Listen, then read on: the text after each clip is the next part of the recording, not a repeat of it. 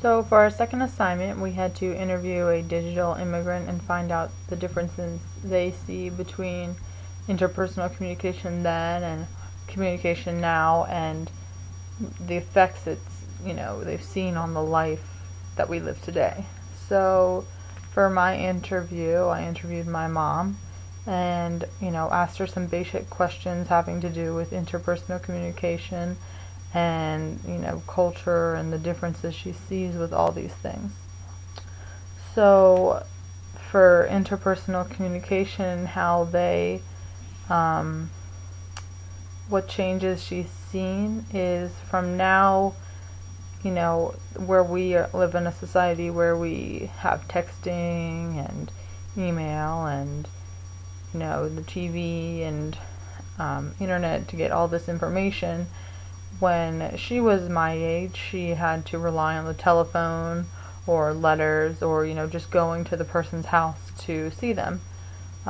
She thinks that people nowadays, they need instant gratification. Like if you text somebody, you want a response right away, whereas when she was my age, she would maybe make a phone call and not get a response for a day, and they were okay with that because that's what they were used to. So they didn't need the instant gratification of getting responses right away, and for them it was okay because they weren't seeking that information. They were just waiting around for it.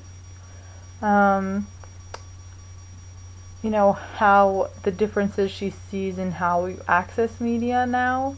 The only way they were able to receive information about the media was through the television or through mail or by mouth to mouth, whereas now she gets it in the internet, in mail, on the TV, online, and she thinks that it's less censored than it was back then because you can easily be on the internet and see something extremely rude or slanderous towards someone, whereas back when she was my age, it was all very civil. Some of the impacts it has on life would be like Facebook. Not everyone has to communicate with each other, so you're not really having an open communication with someone, having to learn things about them. You can just look up on their Facebook and see what you want to know. Again, she talked about how they had to be very patient with getting information, and they weren't always, I need it now. They didn't need the instant gratification. So I think, overall, she sees that kids now need instant gratification, and they need it now. Like, they don't want to wait for someone to text them back or to call them back or to get an email response or to learn something.